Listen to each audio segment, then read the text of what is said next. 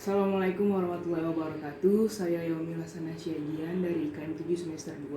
Saya perwakilan dari kelompok 1. Di sini saya akan menjelaskan tentang penilaian status gizi.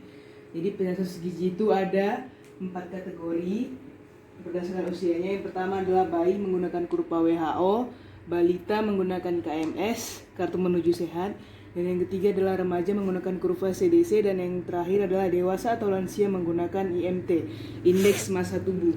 Jadi sebelum kita lanjut ke kurva WHO-nya, kita agar lebih detail dan jelas kita menggunakan perhitungan Z-score.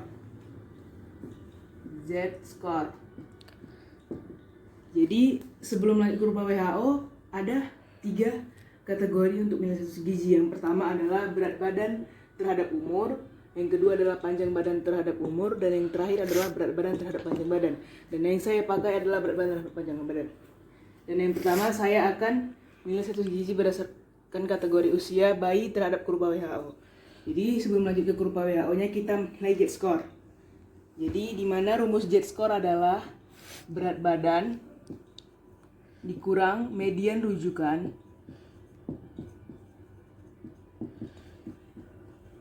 per median rujukan dikurang simpangan baku rujukan.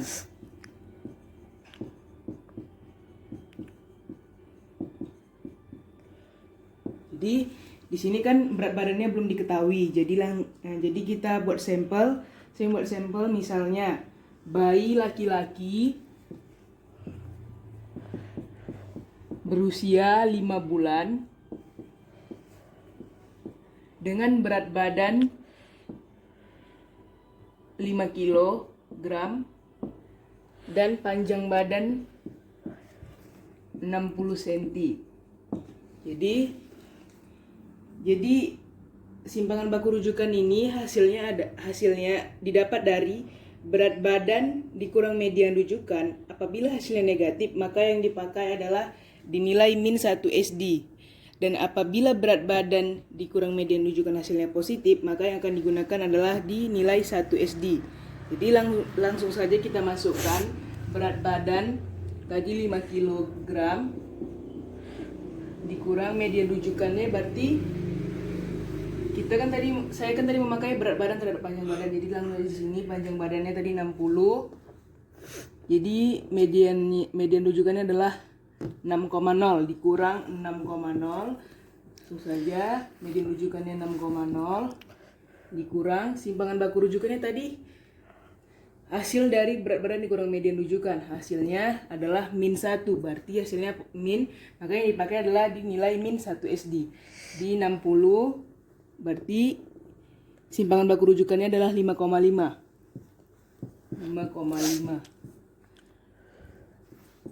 per 0,5.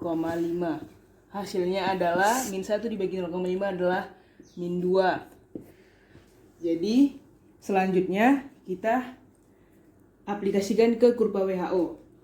Seperti min 2. Kan tadi saya memakai kategori berat badan terhadap panjang badan. Ini berat di sini panjangnya 60.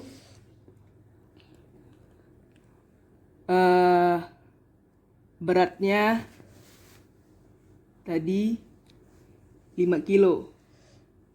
Berarti ketemunya di sini.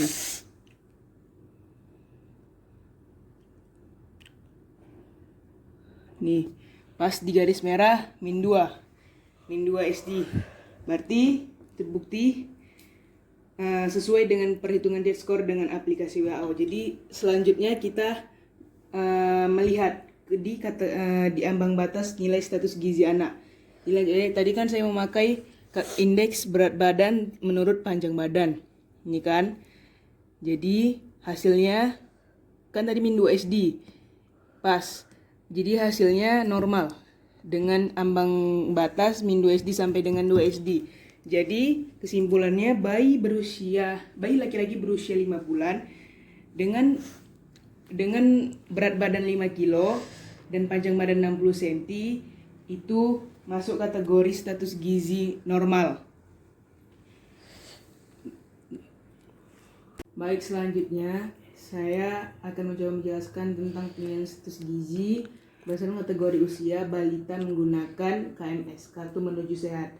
Jadi untuk menilai penilaian status gizi berdasarkan KMS itu, jadi kita yang pertama itu untuk mengetahui nilai pertumbuhannya, kita harus mengukur panjang badan dan berat badannya itu secara berkala atau tiap bulan. Lalu selanjutnya untuk menilainya itu kita menghubungkan titik yang satu ke titik yang satu. Jadi dikatakan pertumbuhan itu normal atau baik apabila garisnya itu naik, dia mengikuti atau sejajar ataupun lebih gitu kan. Dan sebaliknya bila dikatakan pertumbuhan itu tidak normal apabila berat badannya menurun atau datar, atau turun ataupun datar, ataupun dia naik berat badan tapi tidak mencukupi berat badan yang naik. Jadi langsung saja kita lihat.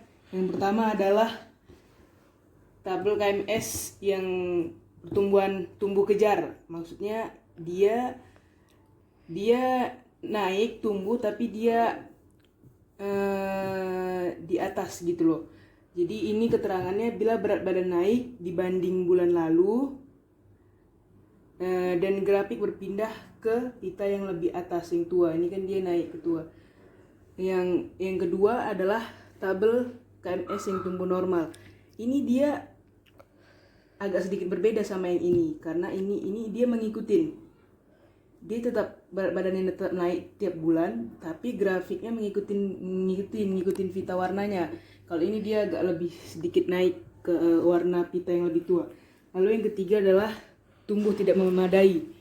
Jadi ini dia berat badannya naik tapi tidak mencukupi naiknya. Maksudnya naiknya itu sedikit-sedikit. Jadi dia agak sedikit turun, nggak sesuai. Makanya dia agak sedikit turun ke warna pita yang lebih muda. Lalu yang keempat ada pertumbuhan tidak tumbuh. Jadi di sini dia tiap bulan, dari bulan, misalnya di sini saya buat dari bulan ke-5 sampai bulan ke-8, dia berat badannya tetap saja. Makanya garis pun yang ada di tabel di grafik KMS itu datar. Lalu yang terakhir adalah tabel KMS tumbuh negatif. Ini udah jelas lah ya, dia memang tumbuh negatif. Dia dari bulan ke-5 sampai bulan ke-8 beratnya itu semakin menurun. Kan sudah jelas di grafik garisnya ini. Saya akan coba menjelaskan tentang penilaian status gizi berdasarkan kategori usia remaja dengan menggunakan kurva CDC. Jadi di sini saya membuat contohnya saya menggunakan remaja perempuan berusia 16 tahun dengan berat badan 50 kg dan tinggi badan 155 cm. Jadi yang pertama yaitu pengukuran dengan berat badan terhadap umur. Bilang aja ini berat badannya kan tadi 50 kilo. Ini 50. Jadi di umur 16. Jadi kan ketemunya itu masih di sini. Masih di sini dia ketemunya. Nah, sedikit berada di atas persentil 25. Ini persentil yang 5, 10, 25 nih. Seharusnya anak berusia 16 tahun itu mempunyai berat ideal yang berada di persentil 50. Seharusnya di sini. Di sini ini persentil 50. Nah, jadi seharusnya berat anak itu 54 idealnya usia 16 tahun. Selanjutnya idealnya 54 tahun. 54 kilogram. Lalu yang kedua adalah tinggi badan terhadap umur. Jadi tadi tinggi badannya 155.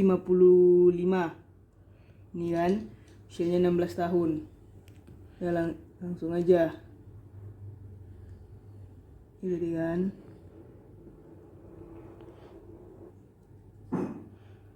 Ini 155. Nah, dia masih berada sedikit di atas persentil 10. Jadi seharusnya tinggi badan anak usia 16 tahun itu idealnya di persentil 50. Seharusnya di sini. Jadi seharusnya tinggi anak tersebut adalah 163 cm. Seharusnya idealnya itu adalah 163 cm. Jadi lalu yang ketiga, berat badan terhadap tinggi badan. Jadi berat badannya tinggi badan 155, kita tarik ke beratnya 50 dengan melewati persentile 50 tadi. Iya kan?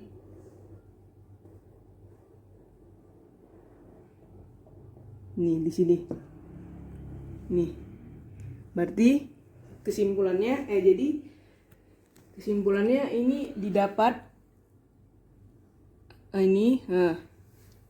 berat anak tersebut 54 kilo. Jadi dengan tinggi yang 155 cm, seharusnya anak tersebut berusia 15,5 tahun. 15,5 tahun dengan berat 53 kilo.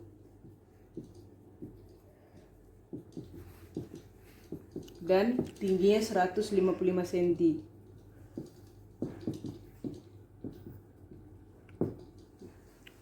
Baik, selanjutnya saya akan menjelaskan yang terakhir, penilaian status gizi berdasarkan kategori usia, dewasa atau lansia menggunakan IMT.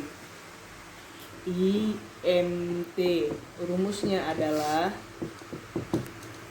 berat badan dalam satuan kilogram dibagi kuadrat tinggi badan dalam satuan meter. Jadi kita buat sampel, misalnya berat badan seseorang 65 kilo dan tinggi badan seseorang 168 cm. Kalau diubah ke dalam bentuk meter berarti ini 1,68 meter. Ya, soalnya kita masukkan berat badannya tadi 65 kg dibagi kuadrat tinggi badannya 1,68